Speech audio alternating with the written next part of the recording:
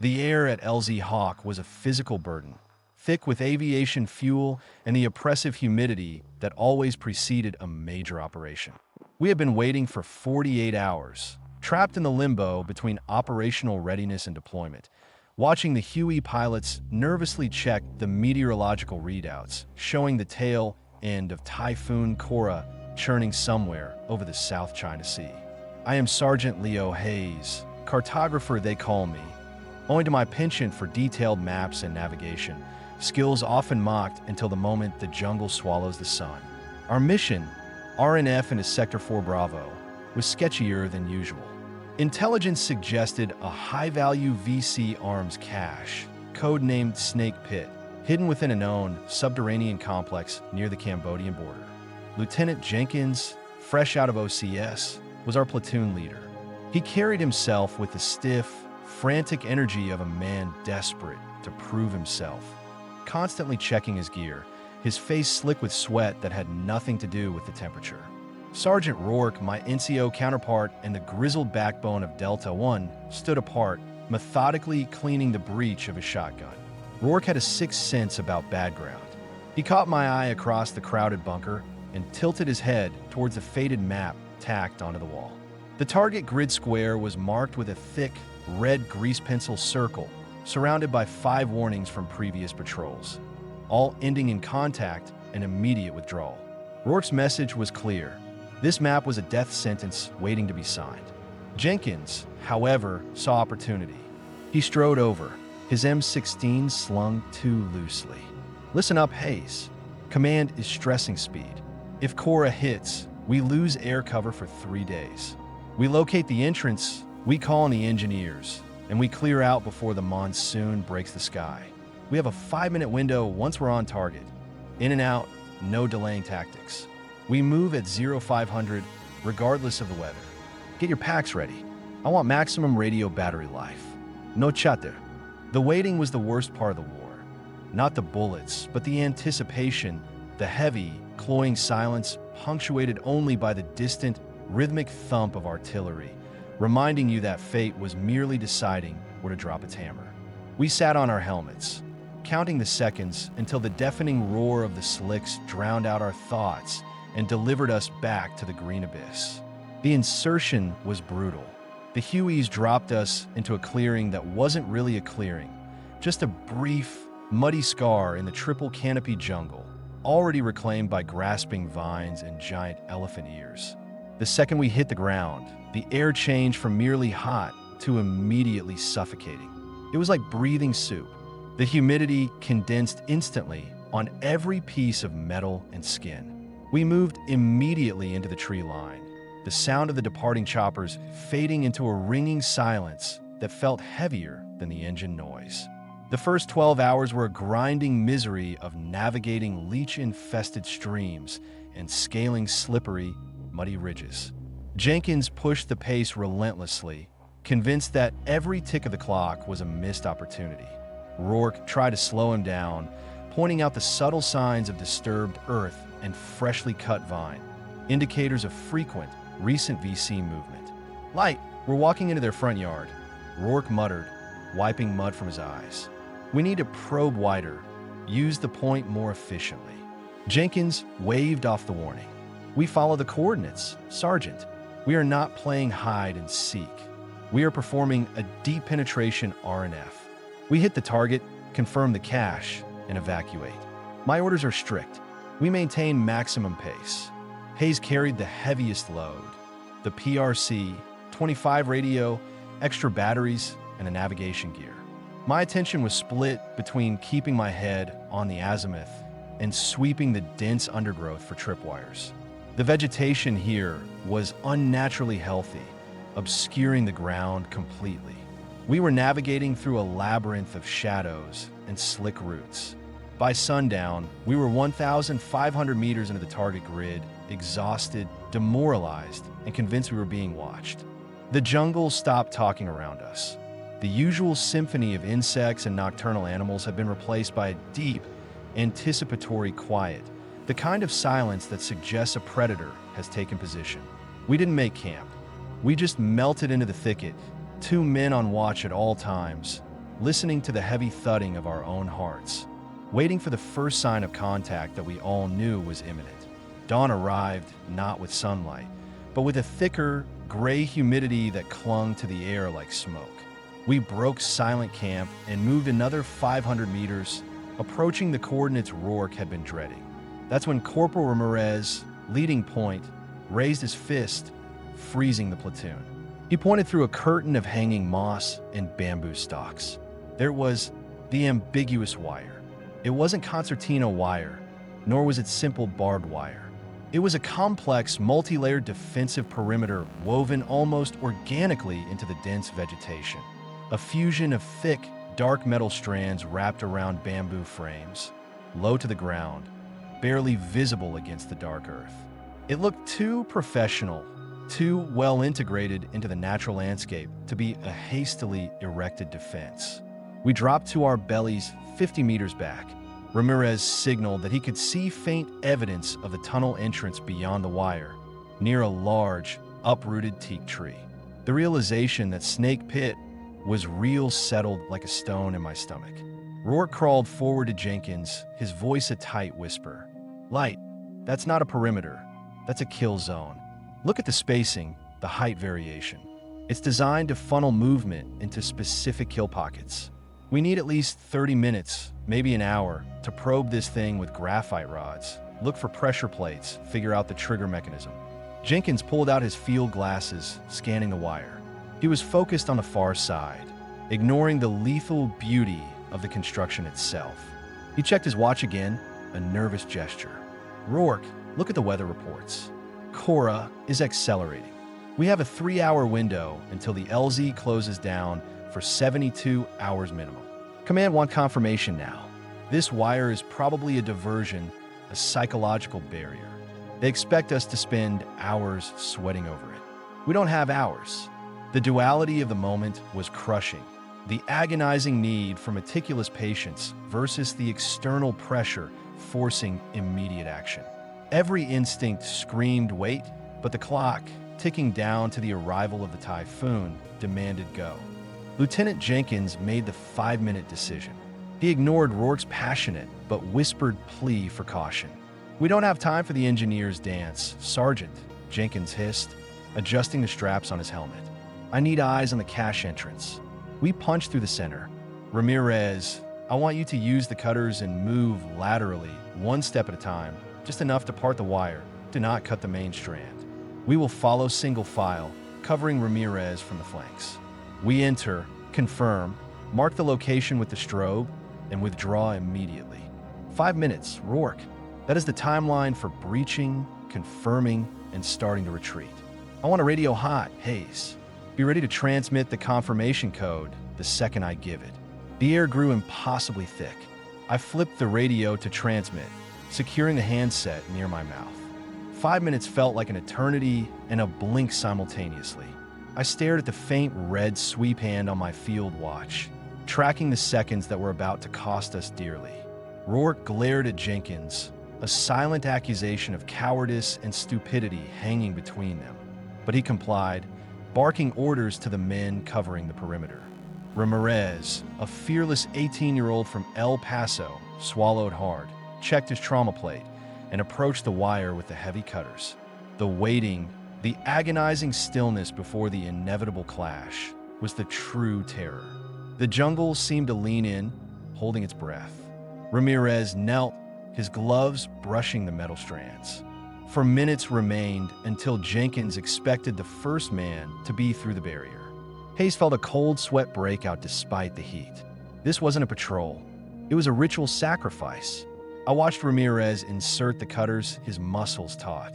He was focusing solely on the metal, trying to avoid contact with the earth or any hidden pressure point. 3 minutes. The metallic snip of the cutters sounded impossibly loud in the absolute silence. He parted the first strand, moving just enough to create a kneeling space. 2 minutes. He shifted his weight, his knee coming down onto the mossy earth, preparing to clip the next section. That shifting weight, that minor distribution of pressure, was the trigger. The world exploded, not with the sharp, localized crack of a rifle, but with a rolling, concussive roar that ripped through the air and the ground simultaneously. It was a catastrophic daisy chain detonation, a sequence of events so fast and overwhelming that the brain couldn't process the individual components. The first blast, triggered by Ramirez's shifted weight, ignited command-detonated directional mines woven into the wire itself, specifically designed to eliminate the point man and fan out immediately. Then, immediately after, came the secondary charges, hidden mortar rounds rigged to spray shrapnel low to the ground, designed to catch anyone prone or attempting cover. The air filled with the smell of scorched earth, gunpowder, and the immediate, sickening stench of freshly atomized copper and flesh.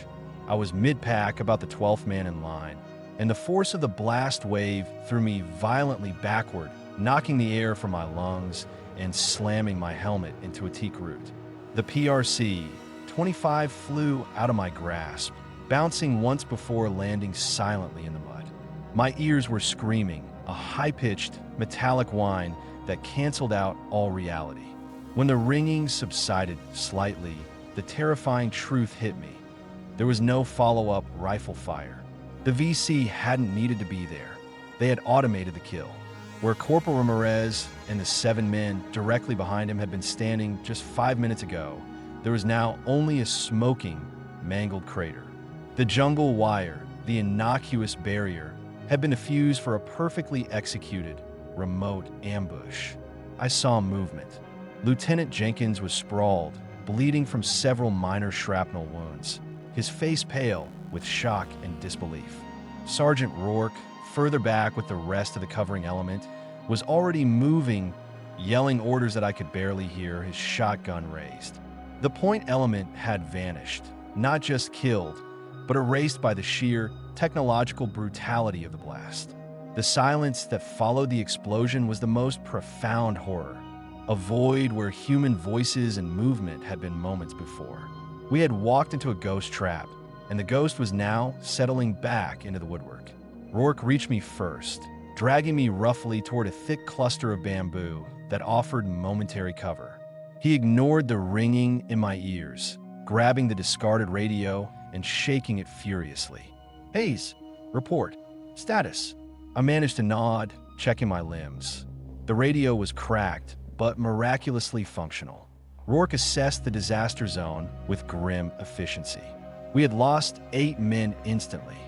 5 others were down, severely wounded but alive, caught in the shrapnel spray. Lieutenant Jenkins was wounded, bleeding heavily from his shoulder, but conscious, staring blankly at the smoking crater. The rest of us, 11 men, were unscathed, pinned down by the residual danger of the wire itself. The realization that the sophisticated trap was likely still active paralyzed us. "We can't cross that line," Rourke stated, his voice tight and raw. "If there's one trigger, there are 5 more. The objective is secondary. We need to extract the wounded and get distance." Now, the agonizing decision. We could not recover the dead. Their bodies were too far into the blast zone, and the risk of triggering more ordnance while attempting retrieval was too high. The stench was becoming unbearable. We had to prioritize the 5 men who were still breathing. The process was agonizingly slow.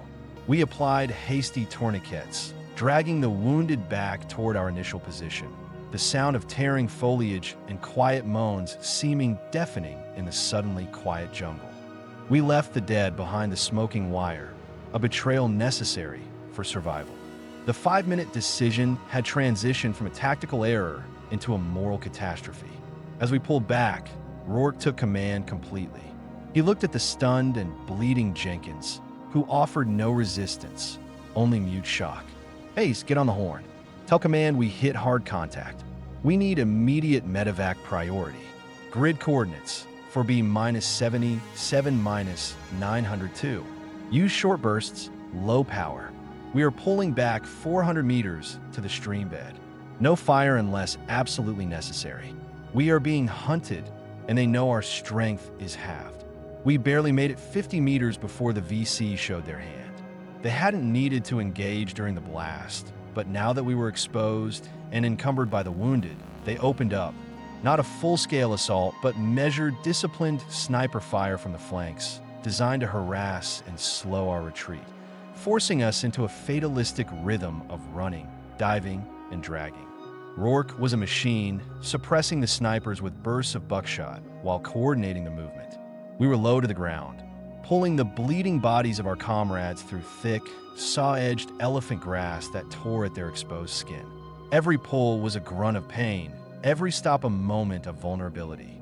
Specialist Miller, one of the wounded, cried out for water, then for his mother. We couldn't stop. The noise was dangerous, but the speed was essential. Hayes focused entirely on the radio, whispering into the handset, trying to penetrate the atmospheric static and the heavy jungle interference. The PRC-25 was barely holding a signal. This is Delta 1 Actual. Request immediate extraction. Priority Alpha. Heavy casualties sustained. Repeat, heavy casualties. Contact established. Sniper fire. I repeated, praying the fragile signal would travel the 20 clicks back to the firebase. We finally reached the stream bed, a muddy, shallow ditch that offered a small degree of cover and a source of water, running cool and black through the roots. We established a hasty, concave perimeter, facing back toward the blast site. Rourke assigned arcs of fire, strictly regulating ammunition usage. We had enough men to defend, but not enough to sustain a prolonged engagement. The emotional toll of dragging the wounded superseded the physical exhaustion. We were survivors clinging to a sliver of hope, terrified of the night that was rapidly descending, knowing that the enemy was merely waiting for us to exhaust our resolve or our supplies. The next 24 hours were defined by the crushing weight of the weight. We were stationary, trapped between the stream bed and the invisible enemy closing in. Hayes dedicated himself entirely to the radio. Hours passed with only static, the occasional crackle of a distant conversation confirming that the world still existed, but refusing to connect us. We were an echo trapped in the dense atmosphere. Jenkins lay semi-conscious under a poncho, drifting in and out of lucidity, muttering about the scheduled extraction time, the 5-minute window that had vanished along with half our men. Rourke patrolled the perimeter, his eyes bloodshot from lack of sleep, rationing water and morphine. The VC didn't launch an assault, which was perhaps worse than an attack. They maintained pressure, testing the line with brief, sharp bursts of automatic fire directed at any movement, ensuring we remained pinned and terrified. The psychological warfare was relentless. We heard the distinct sound of shovels scraping earth, not far from the blast site. They were securing the perimeter, perhaps laying new traps, or worse, retrieving weapons and identifying papers from our dead. We couldn't afford to engage. Every bullet we fired gave away our position and depleted our dwindling supply. We sat in the fetid darkness, the air thick with the smell of untreated wounds and wet soil. We were the bait, and the enemy was simply deciding when to reel us in. The only movement was the slow, agonizing drip of water from the condensation on the leaves above us, measuring out our isolation. Rourke sat next to me, his massive hands gripping his shotgun. They're patient. Hayes, that's the problem. They knew exactly how to spring the wire, and now they know exactly how long it takes for the human mind to break when you're waiting for salvation that might not come. Deep into the second night, during the darkest hour before false dawn, the waiting became unbearable, blurring the line between exhaustion and hallucination. I was huddled behind a root ball, trying to tune the radio, when I heard the movement, not the usual rustling of wildlife, but the deliberate, heavy shifting of weight near the perimeter tape we had strung up. I pressed my cheek into the damp earth, peering through the gloom. Near the site of the jungle wire, maybe 200 meters away, I saw shapes moving, 3, maybe 4 figures, dark silhouettes against the faint, pre-dawn glow of the distant horizon. They moved with purpose, their posture low, dragging something heavy. The chilling realization hit me. The Ghost Patrol. They were cleaning up, retrieving the debris of the platoon, ensuring no intelligence or technology was left behind. They moved with such professional silence. They seemed like wraiths. My finger tightened on the trigger of my M16. I could see them clearly enough for a target, but Rourke's strict orders, absolute silence, hammered in my mind. If I fired, I would give away our exact position, potentially sacrificing the remaining 11 men and the wounded for the sake of vengeance against ghosts. I tracked one figure as it paused near the crater, perhaps retrieving Jenkins's dropped helmet or a weapon. I lowered the rifle, breathing rapidly. I couldn't do it. The shame of watching them desecrate the kill zone mingled with the cold logic of survival. Jenkins, delirious and feverish beside me, suddenly stirred.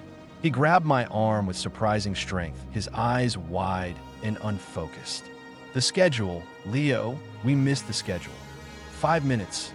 Always 5 minutes, he whispered, his voice thin and broken, before collapsing back into unconsciousness. The vision of the VC cleaning crew cemented the failure. The 5-minute decision was not just a tactical blunder. It was a permanent monument to arrogance. And the enemy was now meticulously erasing the evidence of their victory, leaving us stranded with the echoing sound of our own failure. The miracle finally happened just as the sun broke through the oppressive canopy, casting pale, spectral beams through the steam rising off the stream bed. The radio crackled to life, strong and clear, cutting through the static like a laser. Delta, 1 actual, this is Hawk. We have a brief window, repeat, a brief window for immediate extraction. Typhoon Cora is 90 minutes out. We can send 1 bird, 1 lift. Prepare, LZ in 30 mics. Coordinates confirmed. Pop smoke on my mark. Rourke, receiving the news, was transformed, the exhaustion momentarily lifted by adrenaline. Hayes, get the wounded ready. Ramirez, take 3 men, establish a hard perimeter 50 meters north for the LZ. We need clear airspace. We rushed to prepare, but the enemy was waiting for this precise moment. As soon as we started moving, the snipers opened up again, closer this time, realizing their window to eliminate us was closing. It was a brutal, desperate skirmish, our first true firefight since the blast. Rourke and I covered the retreat toward the hastily cleared LZ, suppressing the heavy fire. We moved with a ferocity born of 2 days of suppressed terror. The Huey, a massive, noisy angel, finally appeared, rotors beating the air into submission. Rourke ensured the 5 wounded men and the stunned Jenkins were loaded first. I was the last man but one, scrambling up the skid, looking back. Rourke remained on the ground, firing controlled bursts, ensuring the perimeter held until the wounded were safely strapped in.